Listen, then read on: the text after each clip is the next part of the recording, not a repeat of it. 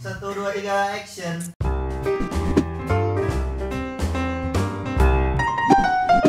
Assalamualaikum warahmatullahi wabarakatuh. Waalaikumsalam warahmatullahi wabarakatuh. Selamat berjumpa kembali di program Kulkas. Kuliah ringkas. Satu-satunya kuliah yang gak bikin boring, gak perlu ngontrak SKS, bahkan bayar UKT. Tapi meskipun ringkas, tapi tetap berkelas dan insya Allah berkualitas. Kulkas Ngademin topik-topik panas karena dibahas bukan pakai nafsu, tapi pakai ilmu atas bimbingan wahyu. Wahyu, karena Kulkas Ngadem yuk.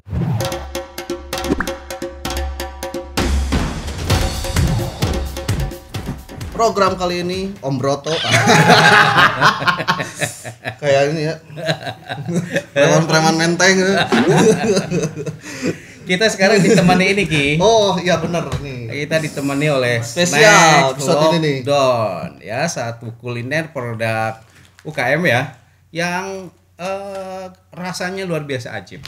Ya, Iya, saya saranin untuk nemenin kalian yang kerja di rumah sekarang, bisa mulai pesen sekarang Snack Lockdown. Follow IG-nya. Apa? Mantap, saya tadi udah nyobain. Banyak ya. Jadi untuk teman-teman yang punya produk UKM apa? Bisa. Boleh nanti. nih. Kita ini IG-nya Snack Lockdown. Nah, boleh. Nanti di bawah ini ada follow dan harganya menjangkau ya, Pak ya. Terjangkau. Oh, terjangkau. Menjangkau. Di episode kali ini kita akan membahas salah satu tema yang seksi, Pak. Bagi saya itu seksi gitu. Apa tuh? Kau masih gadis atau sudah janda? Jadi kita mau ngomongin janda ya. Janda, Pak. Oke. Ini nama yang cukup seksi, Pak. Untuk Betul. saat ini, Pak. Untuk saat kaum milenial saat ini Cukup ramai ya. cukup ramai ini. Oke. Nah, Pak, pertanyaan pertama, apa sesungguhnya janda itu, Pak? Ini pertanyaannya menghakimi. Kamu kayak nganggap saya ini ahli bidang urusan perjandaan. Oke, gini. Saya coba baca-baca dalam banyak referen, ditemui simpulan janda itu adalah perempuan yang ditinggal suami entah karena perceraian atau karena kematian. Atau ada yang disebut istilah janda kuadrat. Janda kuadratnya gini misalnya, ada seorang perempuan dicerai sama suaminya. Janda kan? Iya. Lalu nikah lagi dengan suami kedua. Pas nikah dengan suami kedua, suaminya meninggal. Nah, itu janda kuadrat namanya. Pernah ditinggal suami, dicerai, pernah ditinggal suami berikutnya untuk wafat. Nah, Kalau lagi, Pak? Kalau gimana? Kalau lagi Bisa jadi triple mungkin nanti. janda kubik. Janda kubik. Nah, gimana, Pak? Lalu bagaimana potret tentang populasi ya atau jumlah janda saat ini, Pak? Oke, untuk mengetahui populasi janda ya, supaya tidak bergerak di dunia mitos tapi ke realitas, kita harus ngintip data kasus perceraian. Kan basic data tentang janda itu bisa dilihat dari kasus perceraian. Kita lihat di BPS, Badan Pusat Statistik, luar biasa. Kasus perceraian di Indonesia trennya selalu meningkat, Ki. Pertama, tahun 2015 jumlah perceraian di Indonesia itu adalah 353.843 kasus. Berarti ada 353.800 sekian janda saat itu. Pak ya. Tahun 2016 naik jumlah perceraian 365.654 kasus. Berarti ada 365.000 janda. 2017 naik lagi 374.516 kasus perceraian, berarti 374-an janda. Iya. Yang lebih hebat tahun 2018 jumlahnya naik jadi 408.202 kasus perceraian di data dari BPS. Berarti ada 408.000 sekian janda. Tahun ke tahun naik terus, Pak ya. Tahun ke tahun selalu naik gitu. Sementara saya ngintip untuk data janda di Jawa Barat, kasus perceraiannya itu sama menunjukkan angka yang mengalami peningkatan. Tahun 2015 70.293 kasus perceraian. Berarti di Jawa Barat tahun 2015 itu ada 70.000 sekian janda. 2016 naik 75.000 kasus perceraian. Lalu tahun 2017 naik jadi 79.000. Berarti populasi janda itu Banyak, Pak ya. sangat banyak. Nah, Pan, banyak janda mah. Rifan ya. Susah nyari gadis. Janda banyak, Bro. Janda banyak, Bro. Nah, Pak, dengan semakin tahun itu semakin banyak meningkat gitu. Nah, apa sih penyebab perceraian? Nah, ini kita gali pelajaran dari sini ya. Kan provinsi yang tertinggi kasus perceraian dalam 3 tahun terakhir di Indonesia itu salah satu di antaranya Jawa Timur. Jawa Timur, Jawa Barat, Jawa Tengah. Itu mungkin karena populasi terbanyak ya. Pertama, kalau belajar dari kasus Jawa Timur di tahun 2018, kasus perceraian itu disebabkan karena pertengkaran itu 43,52%. Tinggi. Pertengkaran rumah tangga. Yang kedua karena persoalan ekonomi. Persoalan ekonomi 36,67%. Jadi sekitar 79% disebabkan karena pertengkaran dan ekonomi.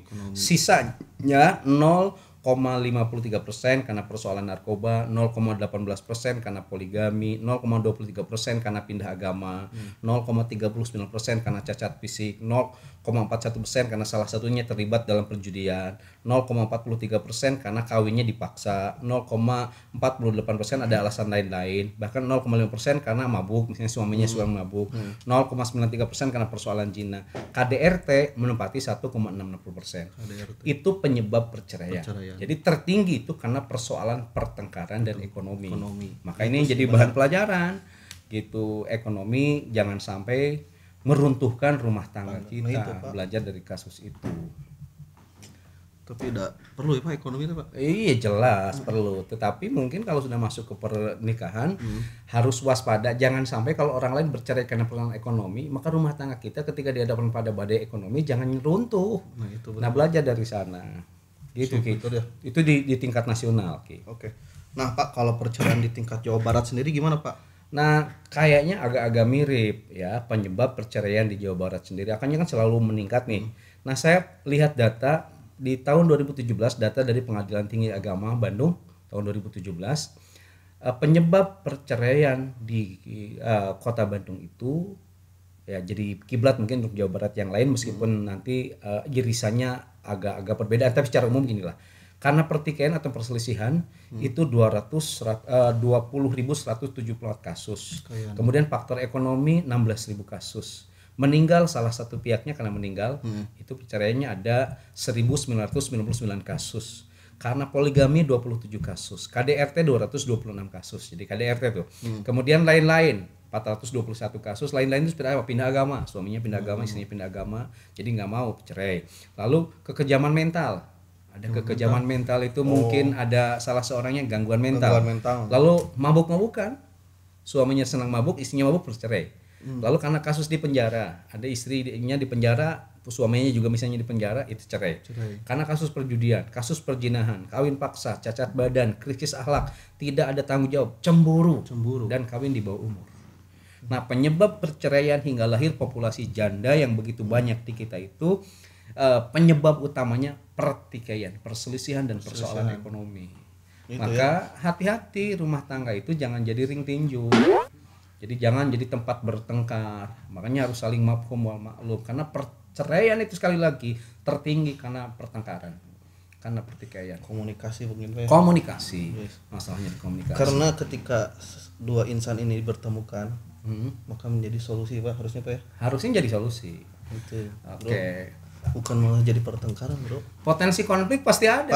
Pasti ada karena masing-masing kan beda. Saya punya karakter demikian, istri saya punya karakter demikian. Ketika gabung pasti ada potensi konflik. Saya juga. Tapi ngalamin. Juga gitu Bro. Bukan hanya kamu, saya juga ngalamin. Iya benar. Ya, semuanya saya kira kita ngalamin. Aduh, benar Pak. Suka bertengkar. Nggak apa-apa, bertengkar dalam rumah tangga itu sesuatu yang lazim. Tapi jangan pertengkaran itu menjadi kebiasaan. Akhirnya kan di titik tertentu karena bosan pas saya wae, udahlah cerai. Jangan sampai seperti itu. Dibawa relax saja. Tapi memang harus ada satu yang mengalah gitu. Harus ada dong salah satu yang mengalah. Kontrong. Iya. Waduh, bahaya tuh. Kalau istrinya keras pisan tuh bisa pisan ngeleh, kita belajar ngalah, nggak apa-apa laki-laki untuk menang. Benar Pak. Gitu. Misalnya kalau istri kita hese bisa ngalah, misalnya kita ngalah lah suami. Gitu. Karena biarkan nanti juga dia akan tahu siapa dirinya sendiri. Jadi itu Ki, hati-hati ya. Baik lagi nih sama Om Broto. balik lagi nih, Om Broto bakal ngejelasin tentang janda nih. Balik lagi ke janda Pak ya. Pak, bagaimana posisi janda dalam strata sosial masyarakat? Nah ini penting, pertanyaan ini penting. Bagaimana posisi janda dalam strata sosial masyarakat? Kan ada definisi gini, ini boleh tidak sepakat semuanya. Janda itu adalah perempuan yang setidaknya menanggung 4 beban. 4 beban yang ditanggung oleh janda ini. Luar biasa berat. Namanya beban pasti berat. Apa? Pertama, beban sosial. 2, beban finansial. 3, beban moral. 4, beban psikis. Jadi janda itu perempuan yang menanggung 4 beban berat. Beban sosial, beban finansial, beban moral, dan beban psikis. Itu janda dalam strata sosialnya seperti itu. Apalagi dia harus ngurus anak dan ini. Oke. Ya, Nah, berat. berat. Pak, apa yang dimaksud dengan beban sosial janda itu? Beban sosial. Oke. Yang pertama jadi janda itu yang berat beban sosial. Kenapa disebut berat? Karena satu, janda seringkali menjadi objek gunjingan. Gitu, benar. Jadi yang digunjing oleh tetangga ketika ngumpul di teras rumah, kalau di kampung itu ada janda, pasti janda itu. Jadi objek gunjingan. Keluar rumah digunjingkan, diam di rumah juga digunjingkan. Jadi maju kena, mundur kena. Yang kedua, nih, janda juga seringkali menjadi objek guyonan. Berapa puluh materi stand up komedi dari komik kita yang ngangkat topik tentang janda. Masuk film Pak ya? Termasuk film nanti. Jadi objek kunjingan janda itu. Jadi beban sosial. Yang ketiga, seringkali menjadi objek hinaan. Jadi gini, kalau janda itu berdaya keluar rumah, itu dicurigai. Kalau dia diam di rumah meratapi nasib yang jadi janda, itu malah dihina. Iya betul Pak. Berat ini beban sosial. Yang keempat, janda itu seringkali menjadi kambing hitam. Bener. Janda tuh seringkali menjadi kambing hitam. Padahal salah kina kamana ngomongin mak tuh janda itu janda ganggu. Can kira mah kamana. Janda itu nu ganggu cenah. Aduh. Suamina mangusel, isu-isu tapi ka sore. Usaha mau balik pasti. Janda itu. Nah ini beban sosial. Kambing hitam. Kemudian janda juga seringkali dijadikan objek pelecehan. Berapa banyak cuitan para janda di medsos misalnya ya, saya baca dia menyandang status sebagai janda lalu jadi karyawan tertentu, dia jadi objek pelecehan seksual karena dia tidak punya seseorang yang bisa menjaga dia. Oke, jadi yang pertama, beban berat yang ditanggung oleh janda itu adalah beban sosial. Seringkali jadi objek kunjingan, jadi objek guyonan, objek hinaan, kambing hitam, bahkan seringkali menjadi objek pelecehan seksual. Itu beban sosialnya itu Ki. Kalau beban finansial Pak, gimana Pak? Beban finansial tuh gini. Bahwa gini kan? Janda itu ingin dia hidupnya itu layak. Dicerai misalnya oleh suaminya atau ditinggal dia itu oleh seorang suaminya. Dia nanggung beban hidup dirinya kan? Beban finansial, kebutuhan ekonomi sehari-hari. Dia harus makan, dia harus minum, dia harus beri pakaian, dia harus dandan, dia harus hidup sehat dan lain Kalau sebagainya. punya anak buat anaknya Pak ya? Apalagi kalau punya anak, misalnya harus menanggung beban untuk dirinya, menanggung beban untuk anaknya, menanggung beban juga untuk keluarganya. Nah, itu benar. Jadi janda punya beban finansial yang luar biasa berat. Itu maksud beban finansial. Gitu. Punya suami saja kadang-kala persoalan kebutuhan itu jadi beban. Sekarang tidak ada suami. Terbayang. Oke. Nah, kemudian Pak, kalau beban moral nih gimana Pak? Beban moral tuh kan gini. Nih, beban moral itu menyangkut dengan tanggung jawab untuk mendidik dan membesarkan anak. Misalnya ada seorang istri dicerai oleh suaminya, punya anak 4 nih. Lalu anaknya misalnya karena suaminya tidak bertanggung jawab, lebih care milih dengan ibunya. Ya. Gitu. Nah si ibu ini kan punya beban moral bagaimana mendidik anaknya supaya jadi anak yang soleh. Kan agama itu moral itu erat kaitannya dengan agama. Kan kata agama waliyahsal ladina law taraku min khalfihim dzurriyyatan dia apa? Hendaklah kalian takut meninggalkan anak-anak setelah kalian itu adalah generasi yang lemah. Ini jadi beban moral Ki. Sekarang suami istri yang komplit saja, suami istri komplit nih ada. Ngurus anak, anaknya banyak yang badung. Ya, benar. Dididik berdua saja suami istri, banyak anak badung. Sekarang hanya seorang ibu yang ngurus anaknya, dalam posisi secara psikologis anaknya juga tertekan karena ditinggal oleh bapaknya. Ini menjadi beban moral. Jadi seorang janda luar biasa punya beban moral yang sangat berat untuk mendidik anaknya supaya jadi anak yang benar. Sebab dalam banyak kasus yang komplit saja banyak anak yang tidak benar. Itu yang dimaksud beban moral, karena dia bertanggung jawab pada kondisi anaknya di masa yang akan datang. Berat ya. Berat.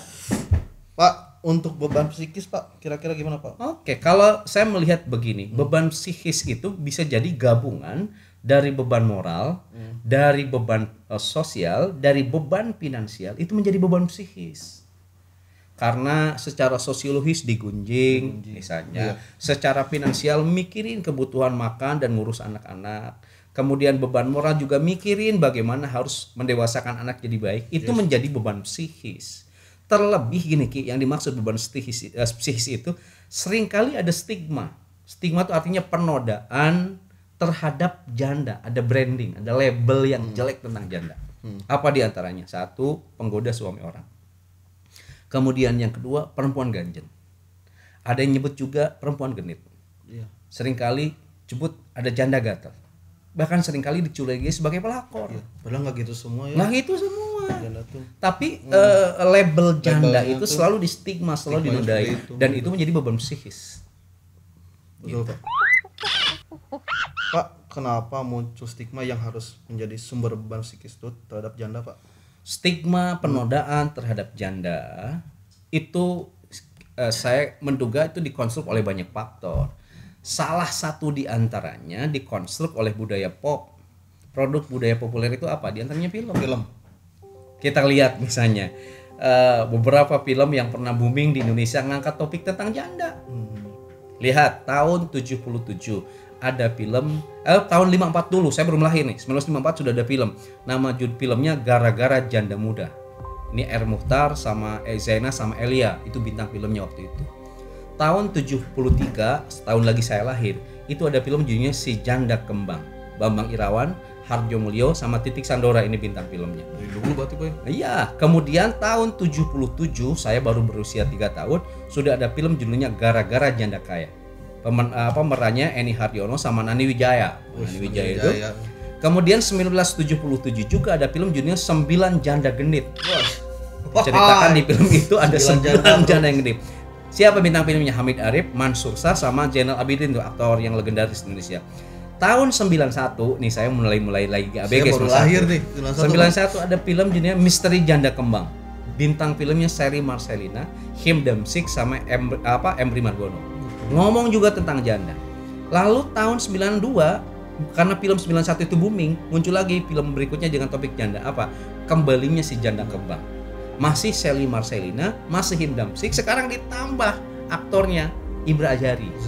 Adiknya Ayu Ajari kan tahu? Nah, lalu berikutnya tahun 2008, kamu mungkin tahu ada film judulnya Kutunggu Jandamu. Ya, tahu Pak. Siapa? Dewi Persik, Andi Soraya, Cynthia Alona, Yana Zen, kemudian Paradiana. Bisa lulus sensor Pak, aneh Pak. Di Brokoli. Kamu tahu kan gimana di potret janda di film itu? Sampai kan naik-naik. Oke, berikutnya kita tahun 2009 karena topik tentang janda di 2008 booming, ada film lagi Janda Kembang. Ringo Agus kan waktu itu yang mainnya, Ringo Agus Rahman, Luna Maya, Sarah Sechan, Rifat Sungkar, Jopi Project, kan itu janda.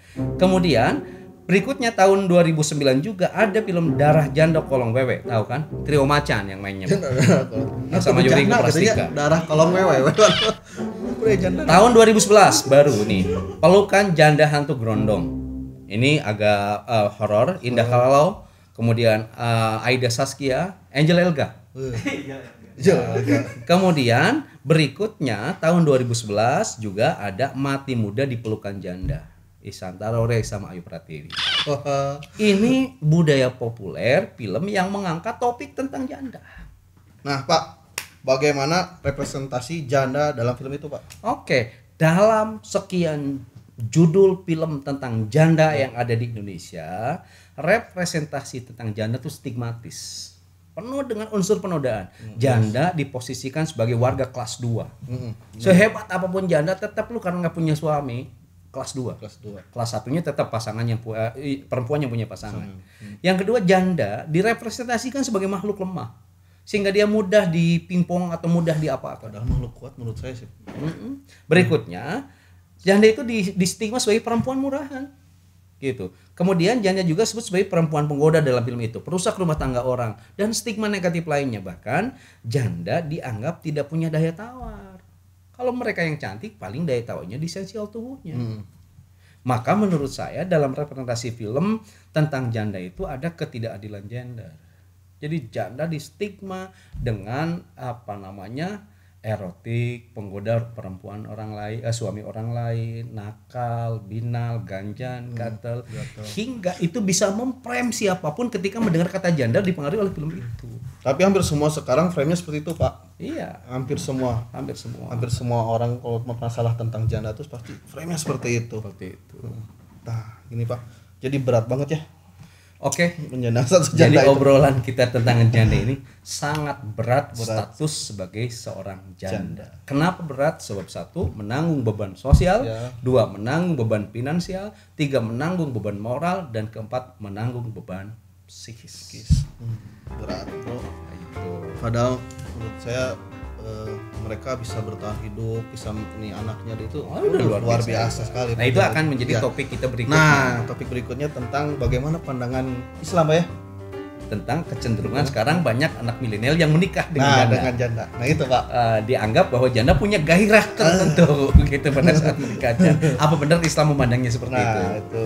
Nah, buat teman-teman nih yang mau komen atau bertanya tentang apapun, topik apapun, nanti di kolom komentar aja, sampaikan di kolom komentar.